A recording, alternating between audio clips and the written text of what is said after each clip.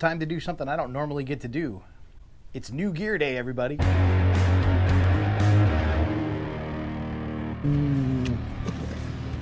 felt good.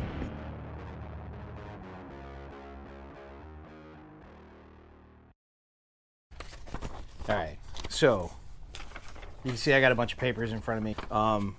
The goal here is to bring you guys a product review on a couple of offerings from SixGill.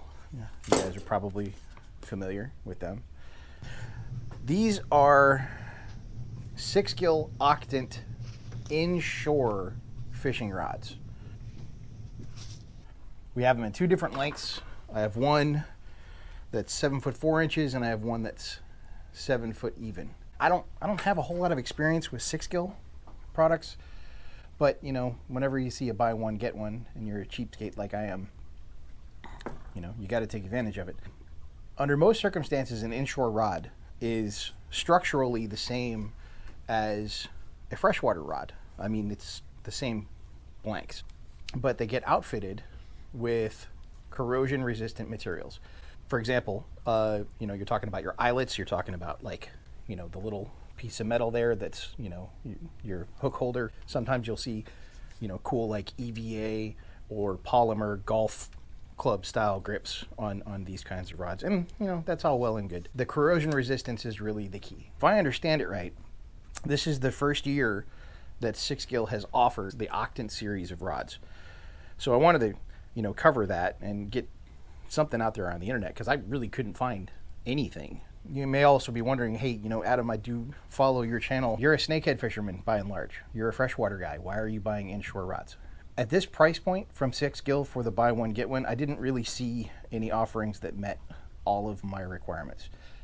Snakeheads are burly and they will beat up your gear, especially if you're using, you know, spinning rods. I wanted a medium heavy rod. I wanted 30T rated carbon fiber, something really super rigid that I could use specifically for, you know, frogging and like swim bait or underspin applications. When I looked at all the other offerings that SixGill had available, there were some other ones that I did look at. The Cypress model, right? But it was less expensive than the Octant, and it checked most of the boxes, but it was 24T carbon as opposed to like a combination of 24T and 30.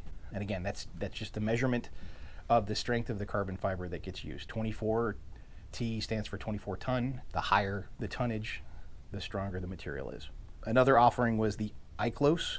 That did not come in 7 foot 4. It was 24T, and it had golf grip style handles, which some people may love, but that was not what I was going for. The Miyaka is maybe the most popular rod I've heard of people using from SixGill.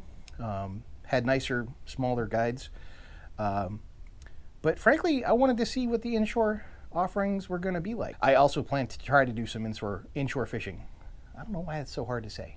Inshore fishing. Try to do some inshore fishing this summer. The 7 foot 4 rod is going to be my frog rod. Yeah, it is a spinning rod, and yeah, some people probably think I'm weird because I prefer to use a spinning rod for frogs. I find with a frogging rod, if you've got that medium heavy action, you've got that fast or extra fast tip, that little bit of extra distance you've got, you know, between your hand and the tip of the rod, little twitches give you much more significant action. That extra length also helps with establishing speed in your hook sets. The 7 footer, by contrast, is going to be, like I said, my swim bait, soft plastic, like underspin type rod. Cast, retrieve, be able to vary the speed, and have something that's beefy enough to take initial hit off of a moving lure, and again, give me the type of durability that I'm looking for. The specs on these rods, like I've said, they're both spinning, they're both one piece, they're both 24 or 30T. There's a nice little taper that's built into this thing, carbon fiber through and through, no glass tips, no nothing like that. I do want to take a second to talk about the guides, right? So like, again, we're talking about an inshore rod. When you look at the SixGill website, they will tell you that this comes with Fuji guides, and that's great. They do not tell you what those guides are going to be made of. I am pleased to report that these eyelets are in fact alkanite. got a pretty good track record when it comes to abrasion and pretty decent strength. I anticipate that these will make maintenance a little bit easier. Taking advantage of the buy one get one sale, it cuts your prices in half. So while these rods retail for $160+ each, if you get 2 of them for the price of one, this becomes an $80 rod. And if I have to compare, the quality of what I get at Walmart versus what I get from SixGill, well, I guess we're going to see.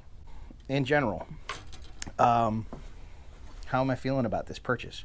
Well, I feel pretty good. I mean, the quality of the rods seems top notch. The handle for me is not what I'm used to. I mean, I like just a standard cork handle, but that wasn't a thing that was available to me unless I spent more money, and definitely wasn't going to be available in an INSHORE option. But I guess that's normal. Like, cork is not a thing that you would normally see on INSHORE rods these days. I don't know. I'm thinking I'm going to be pretty happy with these. I will not be using SixGill reels on this. I haven't really made my decision yet, but I know that for the frog rod, I'm going to go at least 7-to-1. And I'm thinking I may go a little bit slower for the swim bait rod. Anyway, we'll have to see what happens. We're going to get the chance to check these out tomorrow and let everybody know how well they do. If you have any questions or you're curious about this rod, you're thinking about buying one for yourself, hit me up in the comments. I'll let you know whatever I can. I mean, even if you want me to get out the calipers and tell you specific measurements at specific points, we can absolutely do that. Speaking of measurements, one of the things that I like to think about, especially if it's a rod that I intend to be using on a kayak, is the length of the handle itself, right? A short butt on the rod is a great thing to have when you're sitting in a kayak. It doesn't mess with you. Like, if you got a belly like I do, that butt has to have some place to go when you're making your cast. Halfling, if that's something that you're thinking about, is an offering from SixGill that specifically features that short little butt. The handles on these, I want to say, are, well, let's find out. I think they're advertised as 9.9 3/4 on the 7-footer. It's actually a little longer than that. It's about 9 7/8 to the top of the cork on the 7-footer, and it's a little over 10.5 to the top of the cork on the 7'4". That's not a deal breaker. The thing that I would worry about is if, it's 12 inches or more. That's just not something that's going to be comfortable or easy to use in a kayaking situation. I hope you found this review useful. If you did, be sure to click like and subscribe. Hit me up in the comments. If there's anything you're curious about with these rods, be sure to let me know. It's never too late to care again.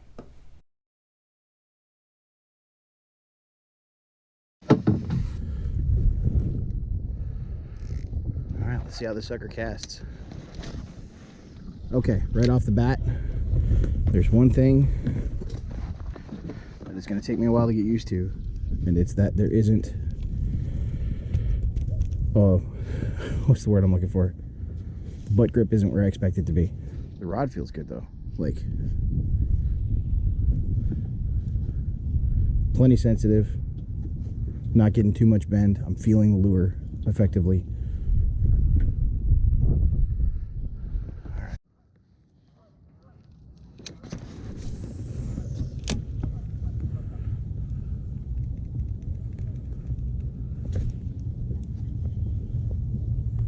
Yeah, this handle's too long.